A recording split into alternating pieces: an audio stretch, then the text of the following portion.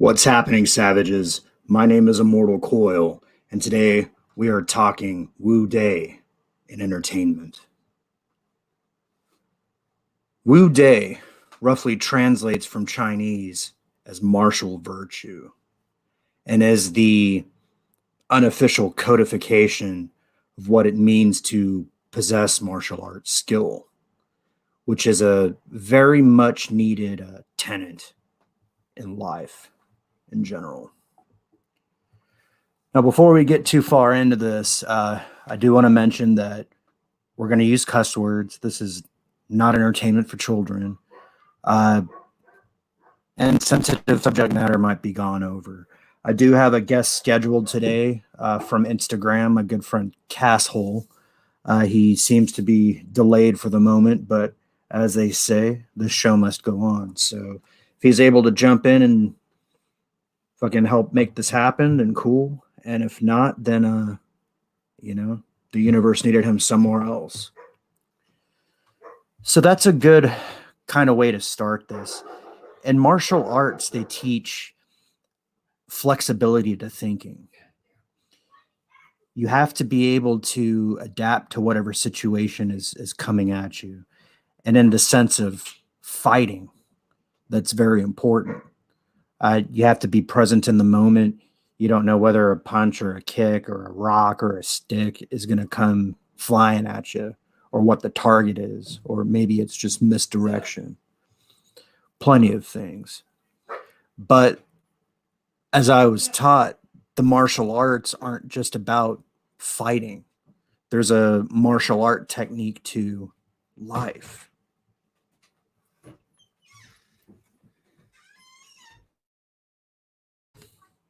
All right. Joining me as always is my faithful co-host Beer. I just did some Jim Beam's double cut shots a little bit. And today I'm backing it with Heineken. Heineken Skywalker. So raise them if you got them, folks.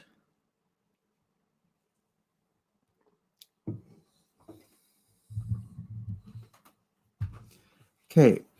My journey with martial arts started very little. My father studied Chinese Hung Gar, which is a southern Shaolin fist variant. He studied that for a few years while I was a baby, and based out of Las Vegas, Nevada. And since he was military, once he moved, he was unable to pursue that type of training with the lineage that he had come in contact with. Now, that's an important word, lineage. One of the first questions that I ask other martial artists is, what is their lineage? And what does that mean? That means, who's your teacher? Who taught his teacher? Who taught his teacher? Where did the original knowledge come from? And I know right away, if you fumble through that question, where you stand. Now, that doesn't mean that you don't necessarily know any technique, but it's the family feeling. When I was a little boy, my father taught me a little bit of Hung Gar. And what I mean is, like, he taught me basic stances. He taught me a horse stance. He taught me a bow stance. He taught me a cat stance. And he taught me a little bit about what to do with my hands. Nothing that, no set, really. There was just a couple of moves. I remember a transition from a scissor stance into a horse stance that produced a whipping fist. But Hung Gar just wasn't for me. And also, as things happen between fathers and sons, when I was a teenager, we had some problems amongst ourselves. I was developing emotionally.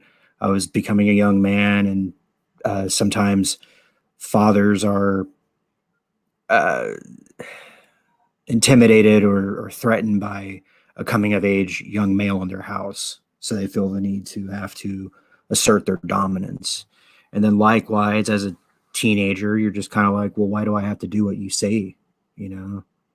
I've seen you mess up. I've seen you do this. I've seen you do that. I have my own mind. A couple years from now, I'm going to be an adult. whatever. So my arguments with my father kind of spilled into a perception of his chosen martial arts style. Um, Hung Gar in itself is a great system. Again, it's one of the most direct living relatives of the original Shaolin technique, and it was adopted by Southern Chinese. And there's stories about monks that came out of the Southern Temple and uh, basically had to take it underground. The Chinese dynasty that took over at the time burned the Shaolin Temple and saw the monks as a threat to their empire. So the monks took it underground, and it became handed down into various family systems and worked into the complete system that it is today. Um, Southern Hung Gar is a I would tend to classify it more as a hard style, meaning that um, there's lots of hard blocks and stops. Now there is some softness added in later styles, but you have to work your way through it. You do the bone remodeling, you do 7-star training, banging arms, basically banging shins. If you ever seen the movie Bloodsport, when you see Van Damme up there kicking palm trees and uh, reconditioning his body, there's a lot of that stuff. A lot of stance training, which is pretty common to all Chinese martial arts, to tell you the truth. But Hung Gar has very specific requirements, and even down to the muscle groups you use, all that kind of stuff. But because I associated it with my father's personality, I had a hard time gravitating towards it. So I was like, you know what, fuck it. If that's how martial artists are, then I don't need martial arts and blah, blah, blah, blah. But at the same time, I had an appreciation for the cinema. I'd watch kung fu movies, of course. I think every guy pretty much likes kung fu movies. Uh, and then as a kid growing up, I watched shit like Ninja Turtles. Michelangelo was my favorite. I really liked the nunchucks. So when I saw, as a young boy, Enter the Dragon with that iconic nunchuck scene, stuff like that makes an impression on you. Now, the Ninja Turtles for kids weren't allowed to use their weapons, but in the comic books, yes, they mutilate people and maim them and stab them and bash in skulls. It's pretty interesting stuff. So then for me personally, I didn't really get back into martial arts again until I was an older teenager. And I want to say I was about 16, 17.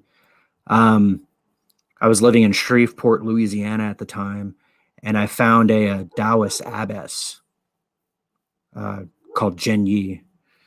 And she was something, man. She was a little firecracker. She had a wry sense of humor, very funny, but very motherly at the same time.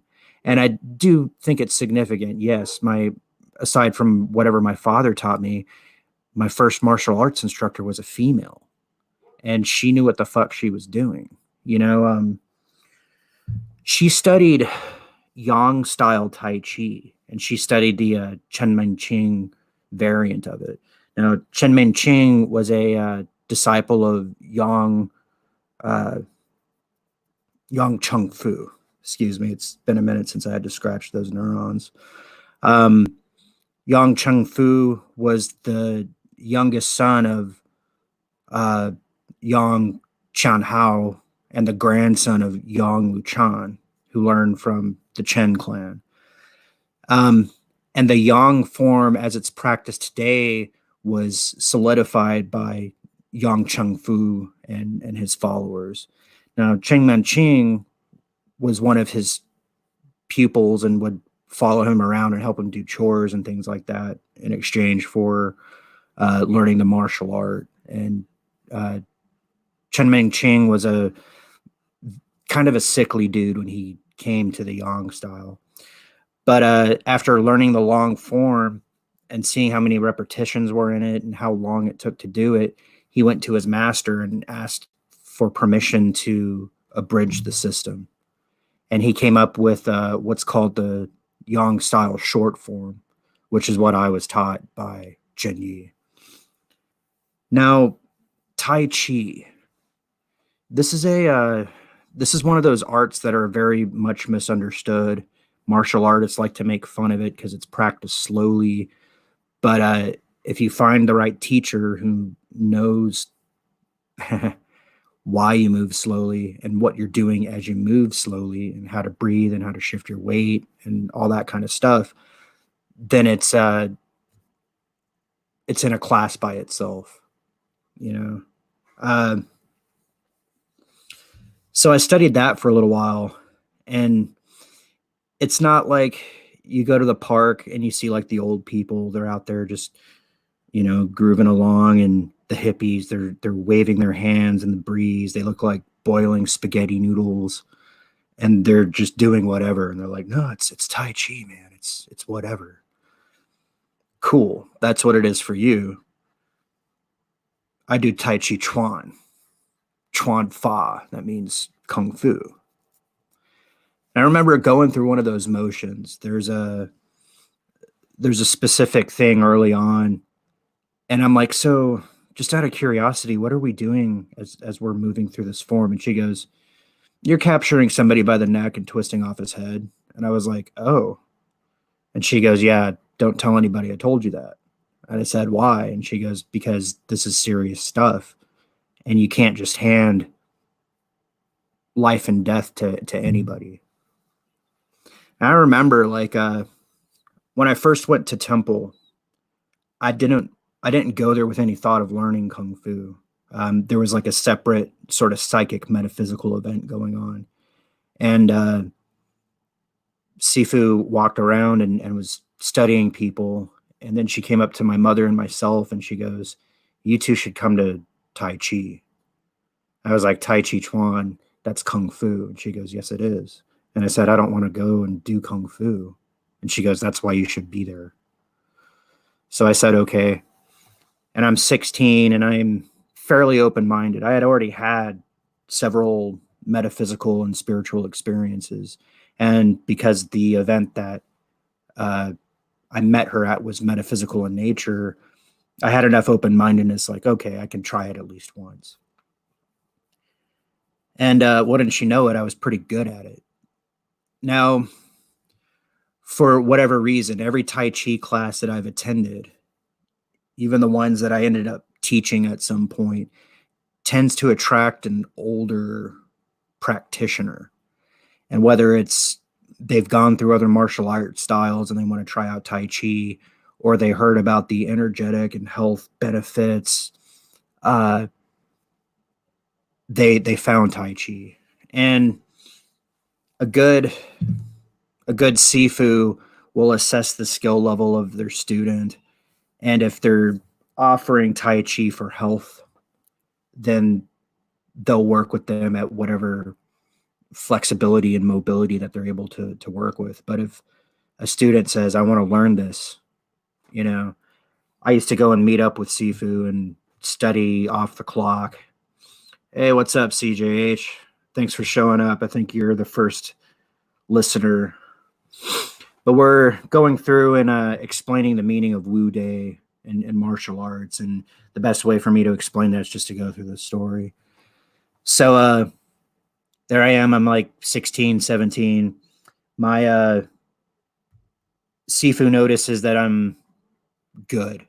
And so I usually started at the back of the class because I didn't want people to see me. But she's like, no, you need to be at the front so that people can see you. I'm like, well, I'm not that good. And she goes, no, you're probably one of the best people in the class because of whatever. So I said, yes, Sifu, you don't fucking tell your teacher no. And I just followed along. It took me probably a month, maybe 6 weeks to get the movements of the set down to where I could do it by myself and I didn't have to have my teacher there. I got a little bit scholarly about it. I wrote down the names of the forms so I could go and practice at home. And we did things like standing post exercises. We would sit there in horse stance and hold it for 10 minutes for like 100 days at a time, back to back. And, just to me, basic fundamental stuff, but just not enough stuff that people get into. Um, and as I mentioned, she was a Taoist abbess. So that means that she taught Taoism.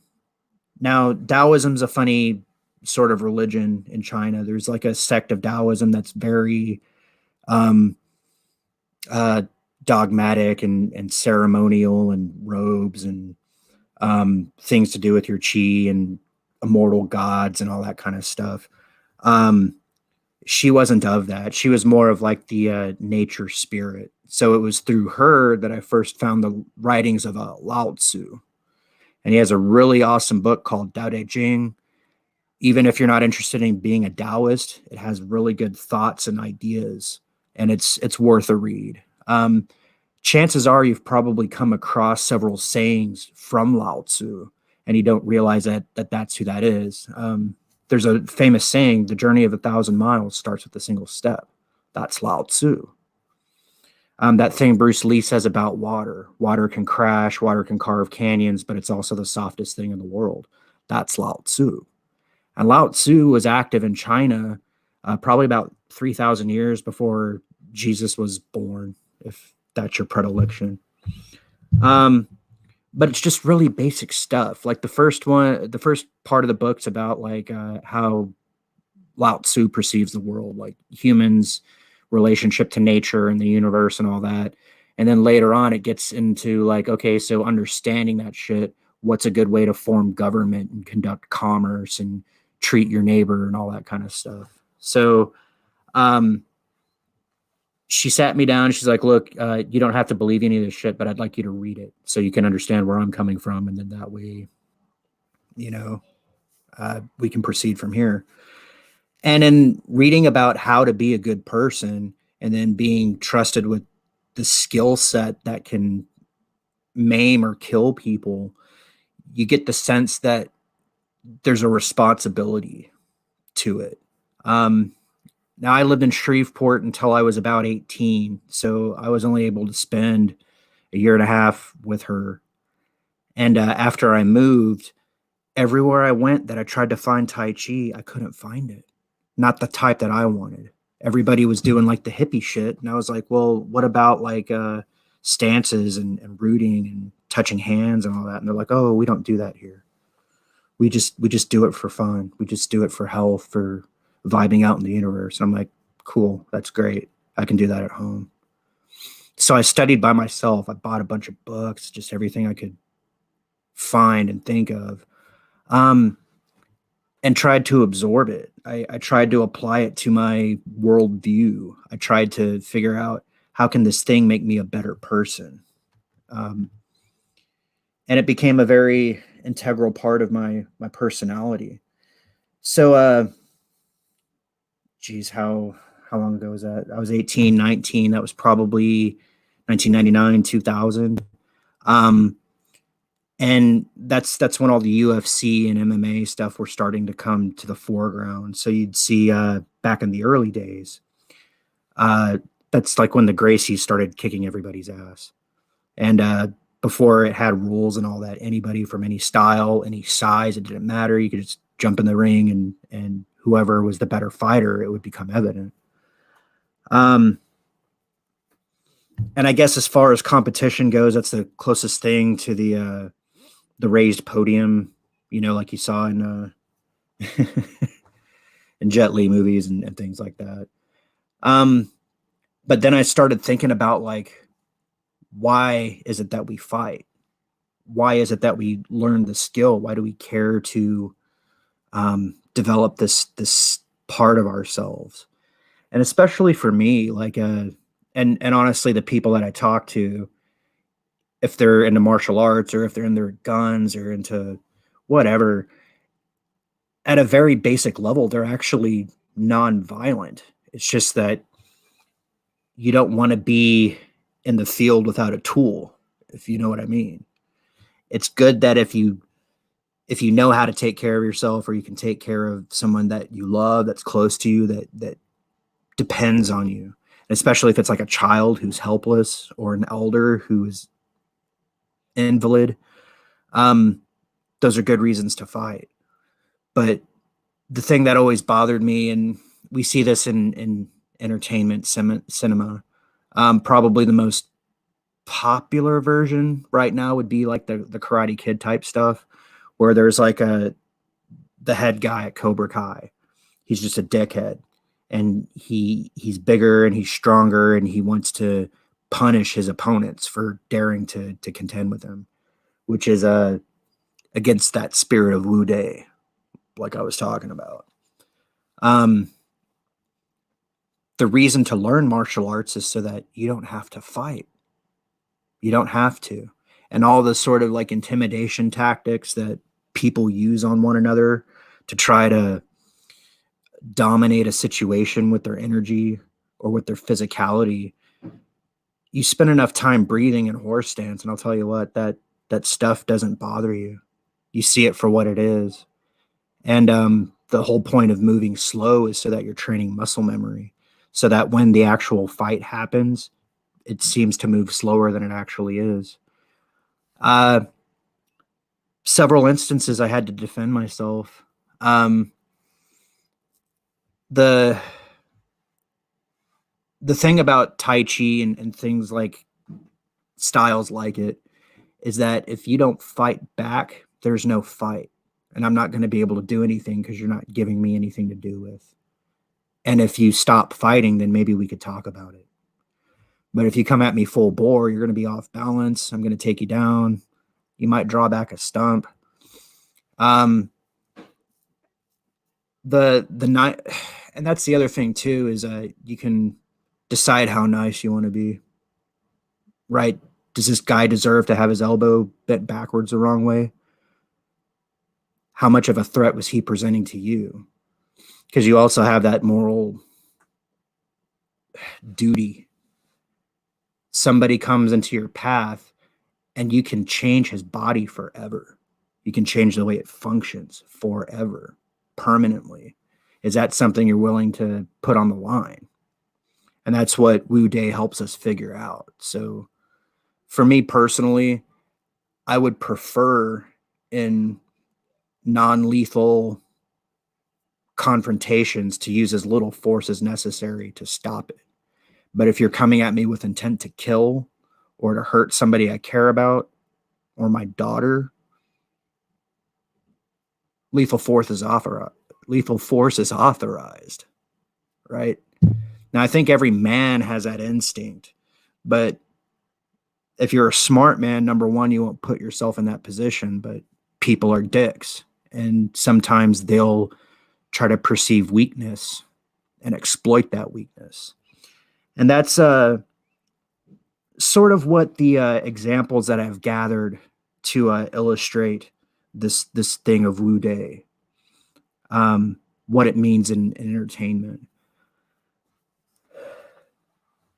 Now, if you're new to the show, new to the stream, new to me, because I only have 175 followers, you'll ask yourself, okay, martial arts, that's cool. What does it have to do with the fandom menace?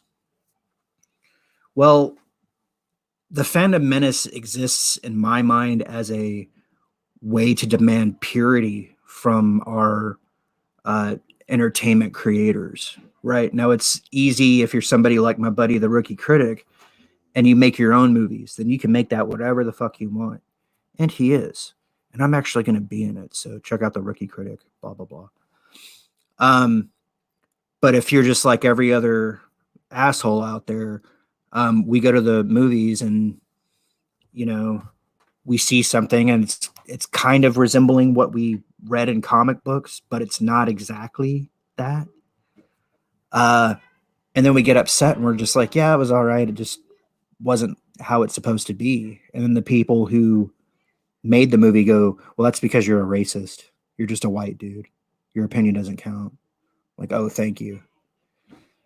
But what's really at stake here is that they are using their position as content creators to convince us to change our perceptions about what those stories mean and who are the players in it. Because if you can control perception, you can make people do anything. And that's another thing that martial arts teaches us.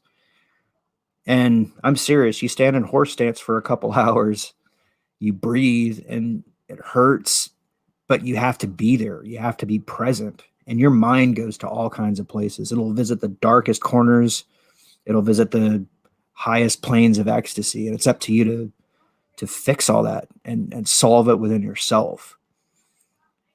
And that again, that's life. That's kung fu. That's you solve the contradiction within yourself, raise your spirit, raise your third eye, whatever you want to call it, and then you go to the world, and then you can be a force for balance.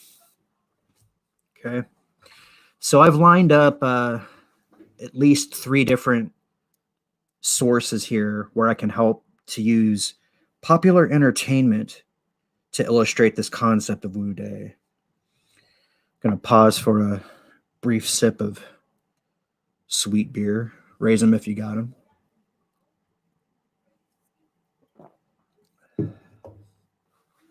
Okay. Gonna see if I can share the screen here.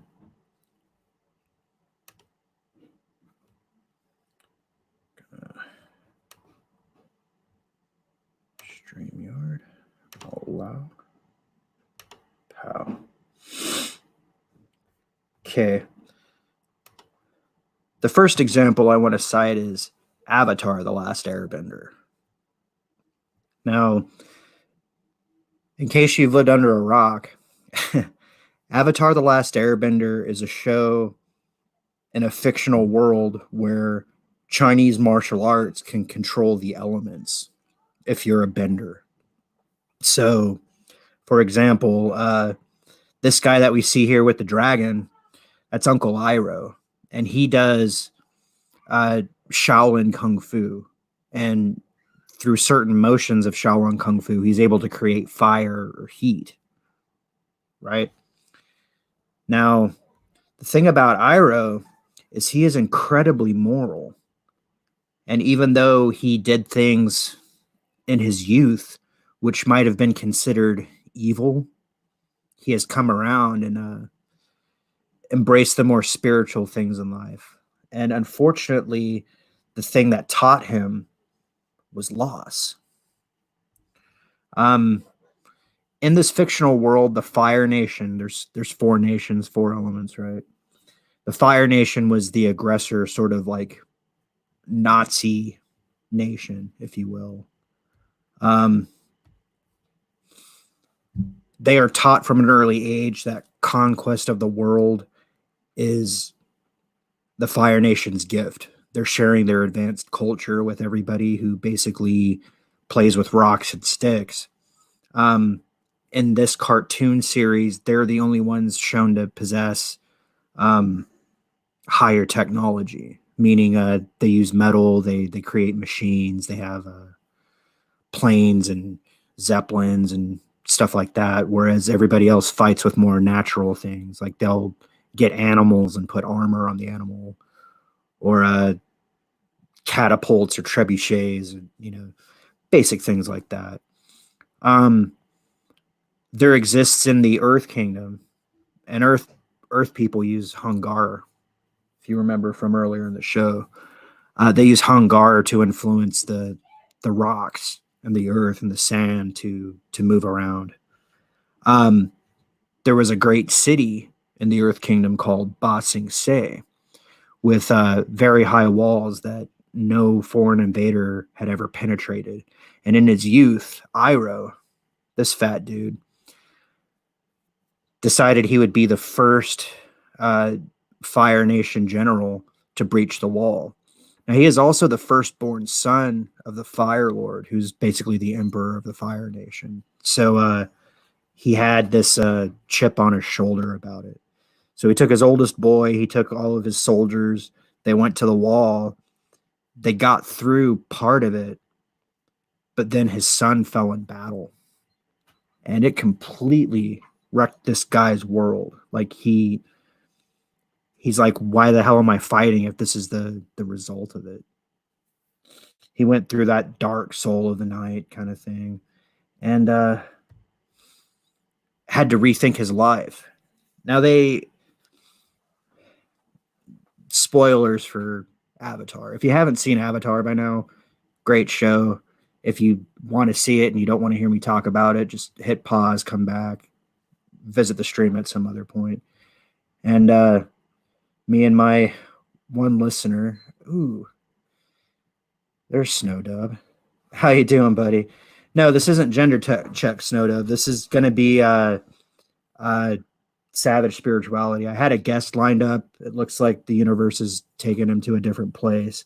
I believe Rookie Critic has gender check. So I'll be on that later after the broadcast. I think he'll post a link up in the trans fat. But yeah, pull up a seat, man. We'll get into it. Okay, so Uncle Iroh, he buries his son underneath a tree at Ba Sing Se, and then he walks the earth. He walks away from his military and civic duties. He doesn't care that he's like the firstborn son and heir apparent to the Fire Nation. His father is killed by his brother. His brother becomes Fire Lord and considers him kind of like a derelict asshole, like a funny old man kind of thing. And Iroh finds himself in this place called the Sun Warrior Civilization, and they have two of the last living dragons in this world because people from the Fire Nation thought it a great trophy if they could kill a dragon. And the dragon is the sort of primordial animal firebender, right? So if your firebending kung fu was so great that you could take down a dragon, you got the honorific dragon. But what ended up happening was Iroh had a spiritual awakening. He's seen in the show, like he can see spirits and he can see past the physical. But he's also kind of, I don't know, clumsy. He's goofy. He kind of fumbles around. So he means well, but he's doofy in a couple ways. So throughout the show, Iroh's nephew, his brother's son, the Fire Lord, finds himself disgraced. His father scars him, and since it's a mark of shame, it's a mark of dishonor, so he scars him with fire, kicks him out of the Fire Nation, and tells him to go find the Avatar, or he's not welcome back. Now, Iroh, having lost his son, goes with his nephew, Prince Zuko, who he ends up thinking of like a son. And this whole time, Zuko's angry. He just wants his father's love. He has a basic understanding of martial arts and firebending, but his anger is clouding his judgment. And Uncle is trying to show him the way. My favorite episode of Avatar is called Tales of Ba Sing Se, where more or less that story is touched upon. But you see Uncle Iroh going through a normal day. He lives as a refugee because the Fire Nation is after them, right? So they're considered traitors. They cut their hair. They changed their clothes. They went and lived in a different city.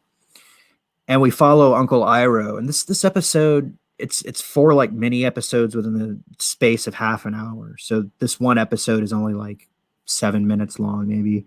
But to me, it encompasses the character of Iroh and a great understanding of Wu Day. Okay. Yeah. Now, the first thing that we see in this episode is that Uncle Iroh is taking a walk through a market. There's a crying baby. He goes and grabs a lute and sings the baby a little song, and then the baby laughs, right? So you're like, okay, he likes babies. That's cool. He walks through town a little bit more, and he sees a group of kids playing like earth-bending soccer, I guess. And one of the kids like he's sitting there watching the game, and then like one of the kids kicks the ball and it smashes through one of their neighbors' windows. So he walks up to the kids and he's like, in life, it's best to admit your failings and ask for forgiveness. But then like from behind the broken window, this like gigantic asshole is like, when I get my hands on you kids, I'm gonna fucking wring your necks. And he goes, not this time. Fucking beat it. And that's actually a good martial arts lesson too, is knowing when to fight and knowing when to slip away and survive to fight another day, right? Uh and then my second favorite part of this. So he's running away, the kids go one way, he goes another, and he turns around a corner, and then there's a guy holding a dagger mugging him. All right. Give me all your fucking shit, old man. And Uncle Iroh, like he looks at him sideways and he looks down. He's like, what the fuck are you doing? The guy goes, I got a knife. I'm mugging you.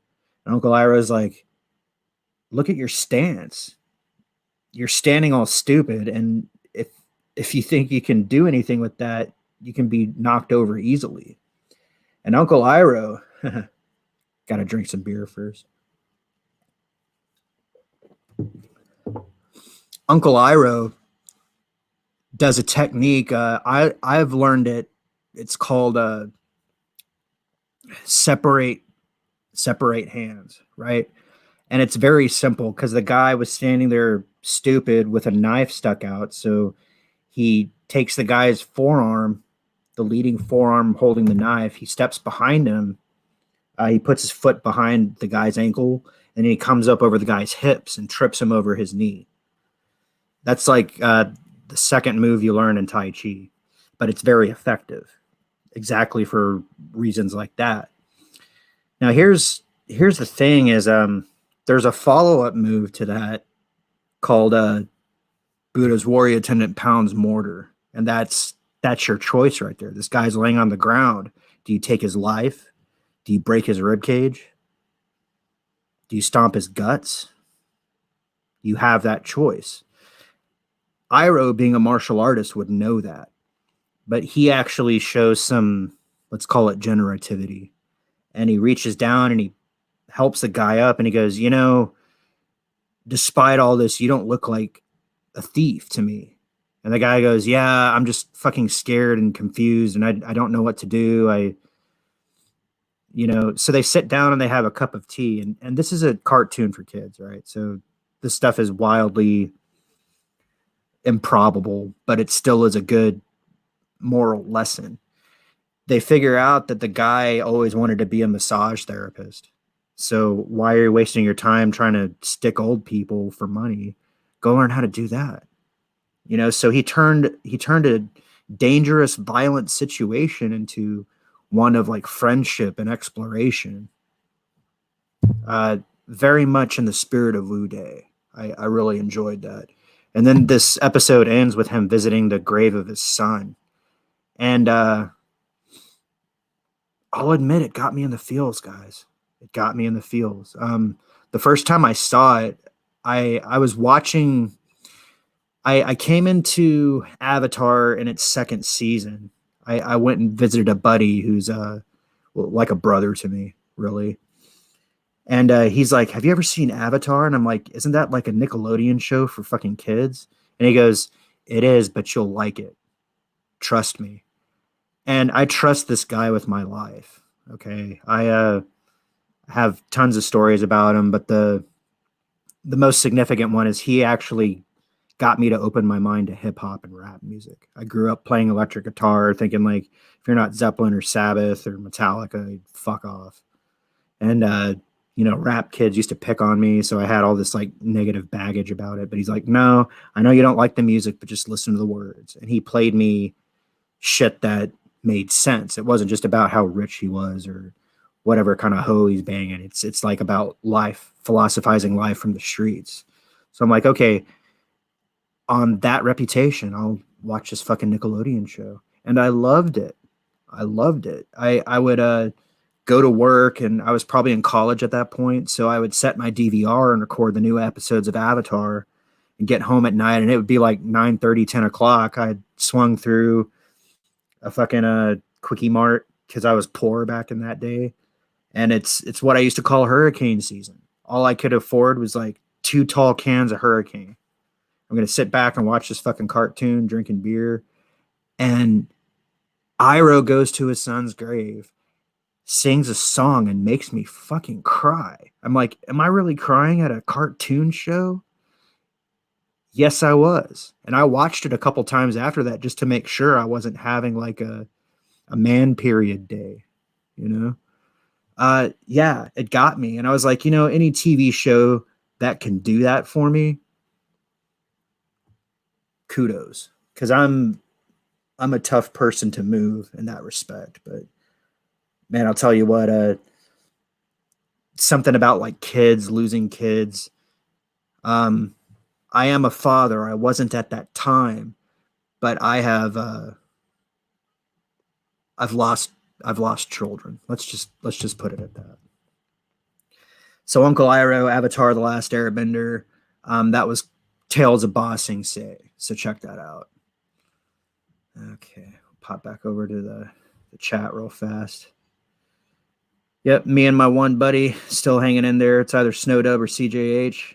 We appreciate everything. And again, I'm not necessarily all butthurt about all this stuff. Small channel, people will catch us on the replay. Okay. Heard a little rap on my chamber door. Stand by.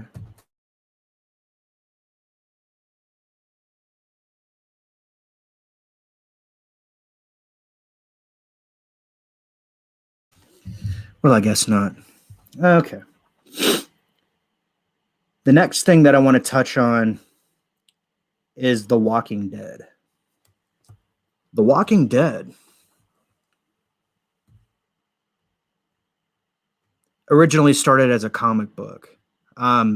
Image Comics was really famous for Spawn, and Walking Dead is probably their next biggest comic. Now they have tons of comics, tons of artists, but the thing about Image Comics is it's the American dream. And prior to streaming and crowdfunding and all that shit, this is probably the closest to the American spirit that an independent creator could get.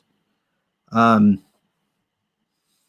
creator of The Walking Dead had a very good idea. He was afraid to tell everybody that it was zombies, so he told everybody it was aliens at first. But then as the script went on, he was like, yeah, it's zombies. But what this show and what this comic book did that other zombie flicks have failed to do is develop the human side of characters. So far I'm on season 7, so there's shit that I haven't seen. But this is also an example of a show that manages to be diverse, but without shoving identity politics into it. So what does that mean?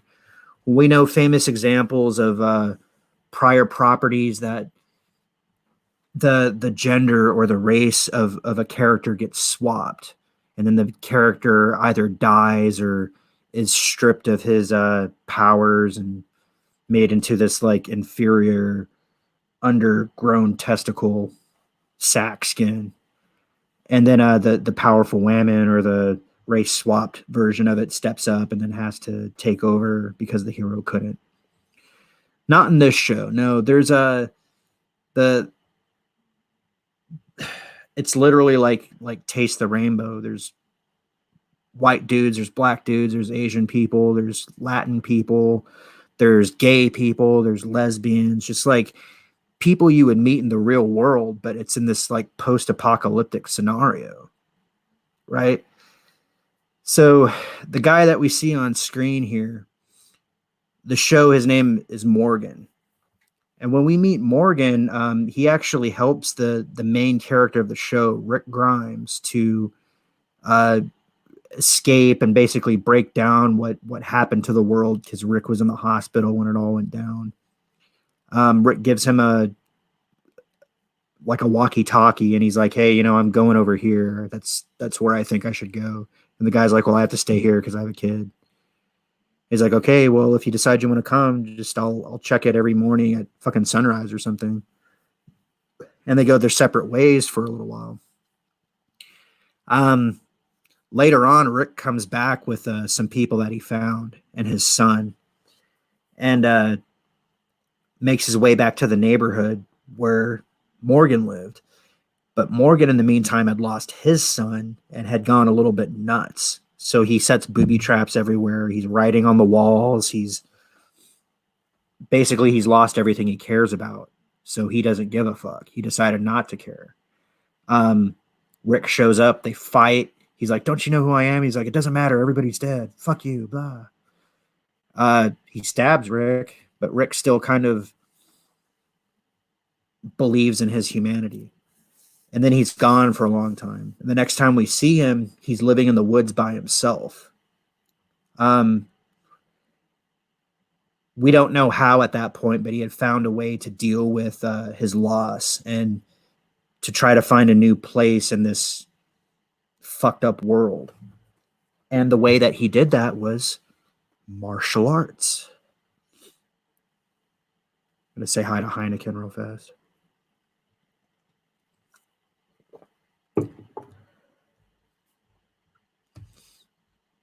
Okay. The first time we come upon Morgan after he's learned martial arts, he's sitting there at a campfire, and some fucking weirdo comes up with a gun and sits, I don't know, 10 feet away from him on the other side of the fire and pulls out his pistol. And Morgan's like extremely calm. And he makes the guy laugh, actually. Like they start kind of bullshitting, talking a little bit. But then the guy's like, "Look, I'm going to have to take everything." And he goes, "You can't have it." And the guy's like, "What do you mean I can't have it? I have a gun. I can have whatever I want. I'm going to take all your shit." And he goes, "I'm sorry, I can't let you do that." And it turns out that the guy with the gun, his gun wasn't loaded, and he was a diversion. So somebody else in the woods was going to shoot at him, and he moves out of the way because he senses that, and he picks up a stick. Not very dissimilar from this stick right here. This one actually has been sharpened, but he engages in stick fighting. Very cool stuff. And one of my chief bitches. Okay, I've watched a lot of movies. I watched more zombie type movies than I've cared to see, and I had a real disdain for that genre because of several things. You take something like Friday the 13th, okay? I don't care what you say. Jason is a zombie. He's a huge zombie. He doesn't eat people. He kills people, but he keeps on dying and coming back, and he's rotting, and he's just like fucking weird. Okay. I always get mad because every time Jason kills somebody, it's like teenagers fucking, or it's like old people tripping over roots, or it's, just inept, fucking subservient, beta, untrained people. Okay. Pisses me off. And you can ask my girlfriend. Every time somebody gets killed in a movie like this, I'm like, how come they don't fucking know kung fu? How come they don't know how to shoot a gun? How come they don't know how to set traps? How come they don't know how to use their environment? Because it takes away from like that cheap sort of scare factor, which is bullshit. I don't like that. So I don't tend to watch movies like that.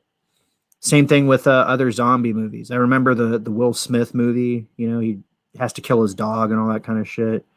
There's a movie with Brad Pitt. Okay, zombies were sexy for a little bit. That one with Woody Harrelson wasn't that bad though. I liked that one. Okay. But I still didn't like it. It's just kind of like, okay, yeah, that's cute. But The Walking Dead, I ended up liking. And again, props to my girlfriend. She got me to watch Game of Thrones. She got me to watch The Walking Dead.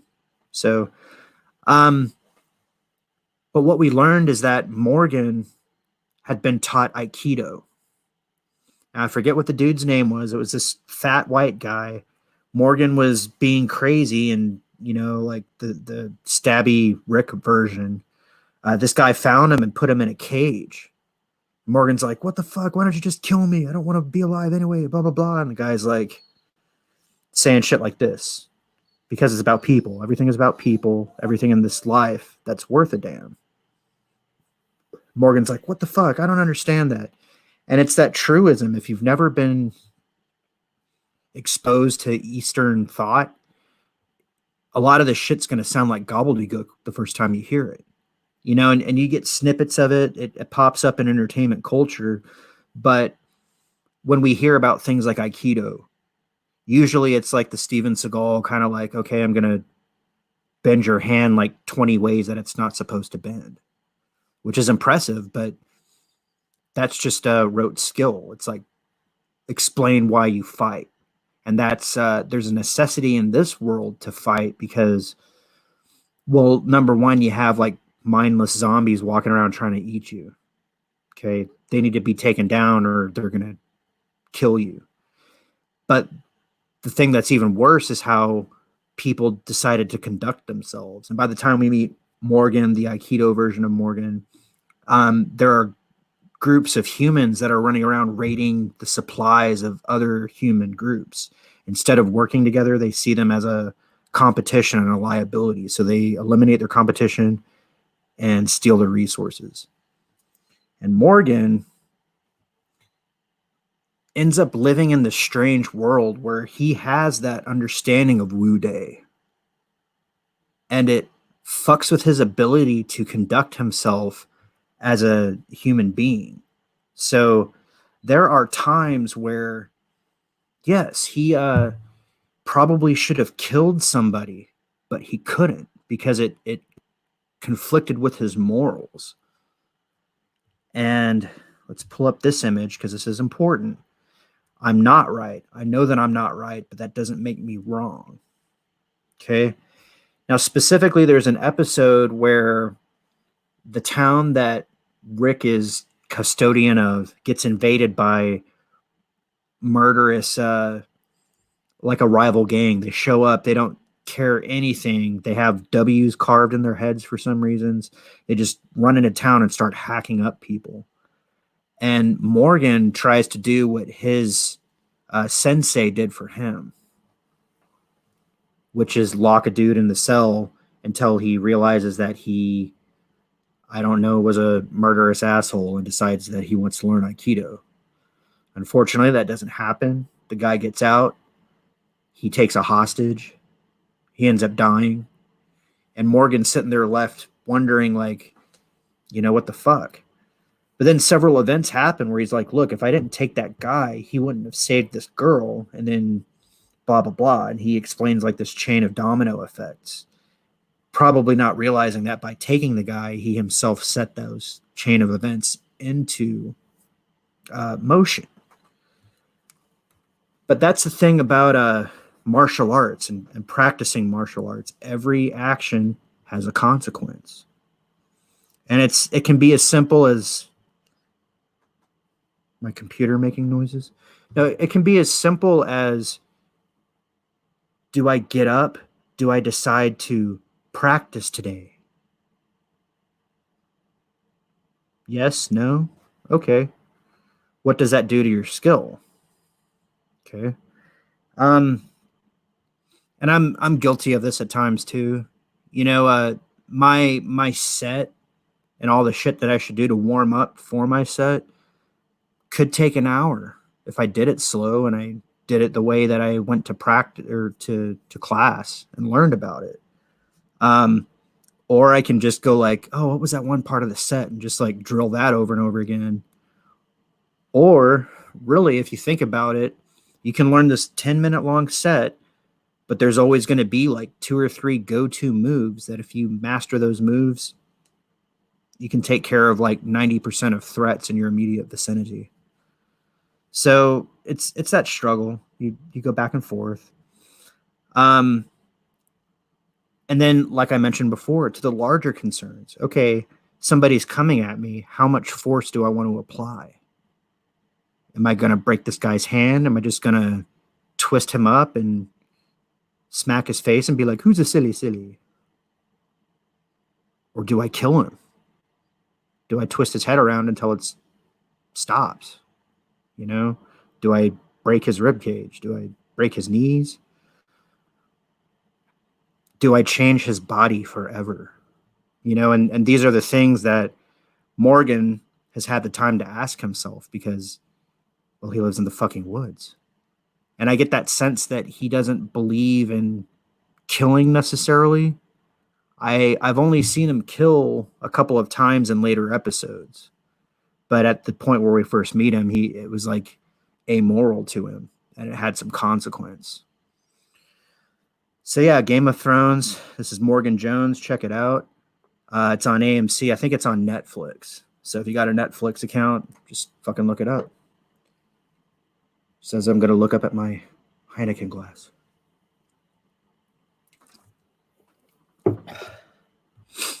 Okay. Check back on this. Still got my one fucking fan. Thanks, Mom. If that's you. Told you I'd make it. You always told me I was handsome and can do whatever I wanted. Appreciate that. But seriously, whether it's CJH or Snowdub or somebody else, or even if it's just fucking me, appreciate it. We're talking to the future anyway. Like later on when the stream is a massive success, they'll come back and look at this and be like, oh, okay. Huh. All right, I got one final example to cite of Wu Dai and martial arts, and then I'll get out of your guys' hair. Before I do that, though, just a reminder, we got the Gender Check show coming up. I want to say it's about 8:30. That will be on the Rookie Critics channel, and I will be joining them. Okay, the final example of martial arts, Wu Dai, is Bruce motherfucking Lee. Possibly the most legendary martial artist of our times. Now, the Game of Death, which I have to laugh at. The theatrical release of Game of Death is complete bullshit. If you think I'm here to talk about this thing, no, fuck that. This thing is stupid. And unfortunately, the Game of Death was being created at the same time that Bruce Lee passed away. Bruce Lee gained international fame with his movie Enter the Dragon, which I touched on before. Enter the Dragon was, I believe, the first like East-West collaboration featuring an Asian cast about Asian topics. And even though there were screenwriters and blah, blah, blah, Bruce Lee moved in and changed a lot of the script, and he personally choreographed all of the fights. And you have to kind of take it in context of when it came out, because Bruce Lee didn't use wires and all that shit. Now there's breakaway glass and cheesy things like that, but as far as like the fighting, all that stuff was practical. It was the Shaw brothers, and this is before all that wire shit came into play. And actually, Bruce Lee kind of heralded a retreat to realism, where you had like the guy doing the shit. And a matter of fact, Jackie Chan was in Enter the Dragon, and he went on to be like the most famous monkey ninja ever. And really stretching the limits of human conditioning. But that's another tract. Bruce Lee was a very philosophical person. He was from Seattle. He lived in Seattle. He was born in China. He was sent to Seattle, and he taught martial arts. And one of the things he did that pissed off the martial arts community was he taught non-Chinese people kung fu. So they sent like a dude to beat him up. He kicked the dude's ass and won the right to teach whoever he wanted. Yeah, my German Shepherd is a little bit sad about Bruce Lee too. So if you hear her whining, that's what we got going on. Uh, but Bruce Lee spent time at the University of Washington studying philosophy, and he was a big fan of Lao Tzu, like I was saying. Um, and he really thought deeply. I mean, look, he's not perfect. Nobody is. You know, we all wipe our asses. We're all dickheads sometimes, but he thought deeply about the meaning of martial arts, and he thought about the meaning of style and system, and how much of it is like technique and how much of it it's just like inborn, you know, and philosophers and martial artists have asked themselves these questions their entire lives if they're worth anything. Uh, so the game of death, as he envisioned it, was supposed to be his personal philosophy about martial arts. Now, the way that he did this was he crafted a story. I don't know if we get a better image than that. I guess that's a decent one. Yeah, the one that's up here is pretty good. Okay, the way that he envisioned this is that his character um, was kind of pressured by the mafia to go and steal this town's like big secret. You know, there was this pagoda, which you can see behind Bruce Lee's left shoulder, that has 5 levels on it, and so many like video games and like movies and have ripped off this idea where like each level has a different master, a different stylist, and Bruce Lee has to defeat them all. Um, the way that the theatrical release was taped together with band-aids and, you know, scotch tape, like dollar store scotch tape, not like 3M, just like the fucking shittiest bullshit that ever was shat out of a bowl. Um, it was it was like the Asian version of blaxploitation. You know, Bruce Lee was dead. They knew that his star was hot, so they had to get something out there before people forgot about him, right? Um, the Game of Death, as it was released, they hired a bunch of actors to sort of do like that, like how Carrie Fisher was treated in Rise of Skywalker, where they have like a few minutes of footage of him talking, but then they show like a different actor from the back. And in some instances, they had like cardboard cutouts and shit like that going on. Very disrespectful, but what do you expect? These guys cared more about money than they cared about the integrity of martial arts. I need a drink.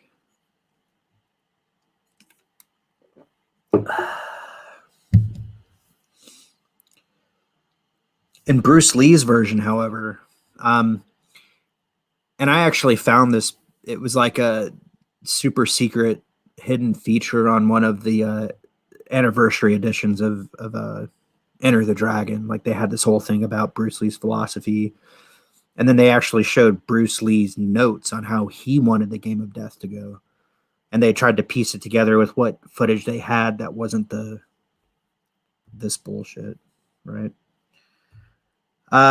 In the movie, the mafia wants him to go after this tower. The village forbade guns, so it had to be martial arts. Each level had a different master. So, the first one was like a straight up like hand and fist kind of guy, right? And Bruce Lee shows up with these 2 dudes that are just like Beavis and Butthead. You know, basically they're Korean versions of Beavis and Butthead. And they go in, and then the fucking master of the floor basically whips their ass until they can't participate anymore. And then Bruce Lee has to get in there and figure out how to defeat the guys, right? So if he's a master of kicks, he gets kicked in the face a few times and then realizes, oh, he can't kick if he can't use his legs. So he beats up on his knees and his ankles and shit, and the guy can't kick anymore. So, And several times, like Bruce Lee's like, "Look, just let me pass," and the guy's like, "You don't understand. I can't let you pass. If you want to pass, you have to kill me." And Bruce Lee's like, "I don't want to kill you." And he's like, "Fine, then I'm going to kill you." So again, it's that necessity. If they bring that intensity where it becomes life and death, then okay, I guess I have to respond in kind because I have to go up there, right? Uh, let's see. There's another guy who, and forgive me if it's not in order. Um, we see in this scene here, Bruce Lee has it's a reed whip. Okay, it's probably like a prop or a piece of plastic or something. But the guy who he's fighting, I don't know if it's in here. Probably not. See if I can find a better picture. If not, then we'll just go with that one, and I'll have to jaw jack about it to you.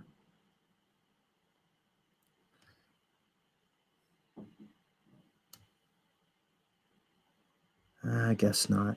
Okay, so Bruce Lee has this reed whip, and what he's doing is he is fighting a guy who is an expert in eskrima.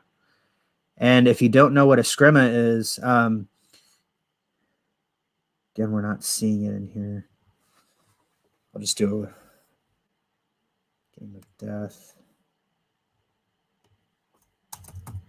Eskrima. Okay, yeah, this guy. This guy right here. Now you see that he has two sticks.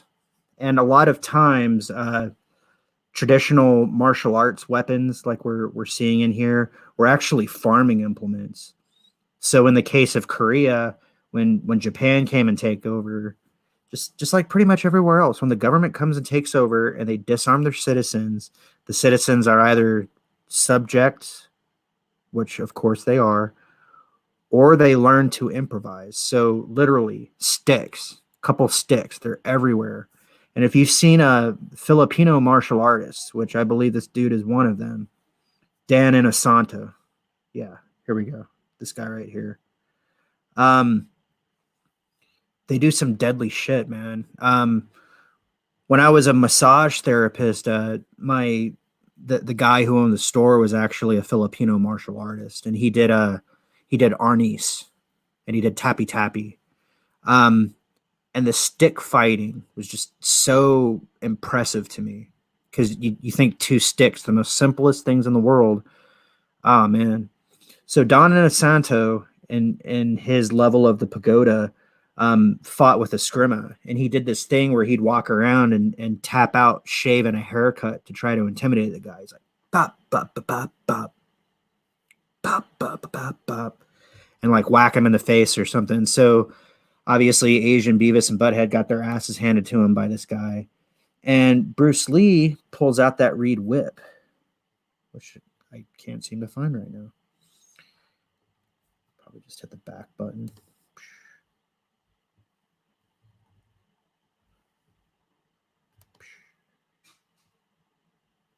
There we go. He pulls out this reed whip and he explains it in terms of, again, Taoist philosophy. But this time it's Chuang Tzu instead of Lao Tzu. Now, Chuang Tzu lived way after Lao Tzu, and the names are kind of apocryphal. Chuang Tzu sounds more or less like a real name. It's Master Chuang, but Lao Tzu literally translates as old master, right? And the story was like the city was about to fall. Lao Tzu was like the smartest dude in the world, didn't even want to go by his own name. And before he left, please, Lao Tzu, leave us with some wisdom. And he goes, here we go. Fuck everybody. I'm going. But what we see here is he pulls out this reed whip and he goes, your eskrima is strong and sturdy, but it can never be as powerful as this whip because this whip is pliable. And in the movie, he actually goes and he bends the whip to show its pliability. And that's an old Taoist story. So one night there was like a terrible storm. Okay, there was this 100-year-old tree that tried its best to stand up against the wind, and it snapped and broke and died. but underneath the tree, the grass blows with the wind and it's pliable and survived the night. So that's that story. It's very interesting. Bruce Lee, of course, whips the shit out of Don Inosanto and is able to go to the next level. The next level is the nunchuck master, right? Don't know if his opponent is in there. I saw him in a different. Yeah, there we go. There we go.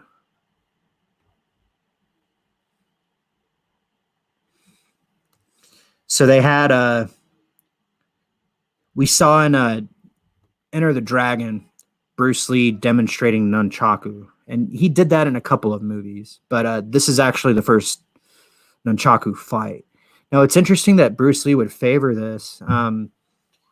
The word nunchaku is actually Japanese, but I've heard kung fu. I don't know, purists say like, well, no, it's just a 2-section, 3-sectional staff.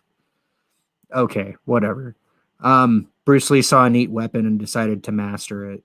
I don't know if he's still in the chat, but Snow Dub is quite the chucker himself. Red Gaze, there he is. What's happening, man? I am going to be wrapping this up here in about 15 minutes, and I'm going to be hopping on to Gender Check with you guys. We're just talking Wu Day, martial virtue, and entertainment. We went through Avatar: The Last Airbender. We went through Walking Dead, and now we're talking Game of Death with Bruce Lee. And what it came down to nunchaku was basically patterns. He waited for the guy to get sloppy and fuck up. And the whole thing is like Bruce Lee adapts to other people's styles. He figures out how they work, and within 10 minutes, he can take them apart. And that's studying your environment, being a master of your environment, right? So suffice it to say, his 2 idiot friends get their clocks knocked by the red nunchuck guy. Bruce Lee knocks the shit out of red nunchuck guy. Now, some of this footage has been lost to the ravages of time, but here we go. This is probably the most iconic part of this movie. And if you've seen Game of Death or know anything about Bruce Lee and Kareem Abdul-Jabbar, when Bruce Lee first started teaching openly, he would go to karate tournaments, which were a farce back in the 60s. In karate tournaments in the 60s, people would get into stance and like kind of like stomp their feet at the ground and wave their arms, and then the judges would say stop, and then they would decide who probably would have won had full contact been allowed. Which I guess you could play that game. I don't understand why. And if it's just for like a little gold plastic man trophy, what the fuck? But Bruce Lee was like, this is stupid. Why don't we just put on like umpire armor from baseball and like really hit each other? They're like, what? You can't do that. And he's like, watch. Now that attracted a lot of attention. And obviously people like Steve McQueen and Kareem Abdul-Jabbar personally sought out Bruce Lee and said, hey, man, will you teach me some of that shit? He's like, I can teach. Can you learn? And Kareem Abdul-Jabbar, very famous basketball player from back in the day. Everybody's talking about Kobe Bryant and Michael Jordan and blah, blah, blah. But people like Kareem Abdul-Jabbar paved that path to where like the super athletes had to outcompete these guys to get where they're going. And Bruce Lee was probably like, I don't know, 5'2", 5'3" at the most. Kareem Abdul-Jabbar was like 7 feet tall. And you can see that in this image right here. And the thing about Kareem Abdul-Jabbar was that he had no style. He just fucking did it. And Bruce Lee, his bag was like, I'm going to figure out what your style is and then beat you at it.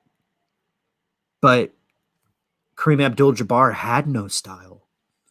So he kicked the shit out of Bruce Lee for like most of it.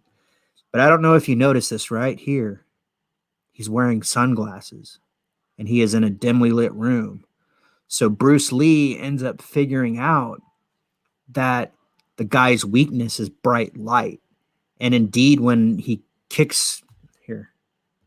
This is famous flying kick. When he kicks the glasses off the guy, he sees that Kareem Abdul-Jabbar's eyes are deformed or malformed or some kind of, some reason why they don't work. And he goes and he pokes holes in all these little paper backed, and the light comes in and Kareem can't fight anymore. So Bruce Lee kills him, basically. And it turns out that the grand treasure wasn't like a golden lion or a fucking Easter egg or whatever. It was that knowledge, that journey. That was the great thing. And like the Korean mob came in and took over the temple and blah blah blah at the end of the show. But Bruce Lee actually he got beat to the point where he was going to die in the movie. So it took him that final day to realize the truth and importance of martial arts. I wish that was the movie we had gotten. It's a lot. It reminds me a lot of that Colin Trevorrow, right? He wanted Trevorrow, excuse me. He wanted to do something called Duel of Fates, but we didn't get that. We got Rise of Skywalker. So just some things to ponder upon.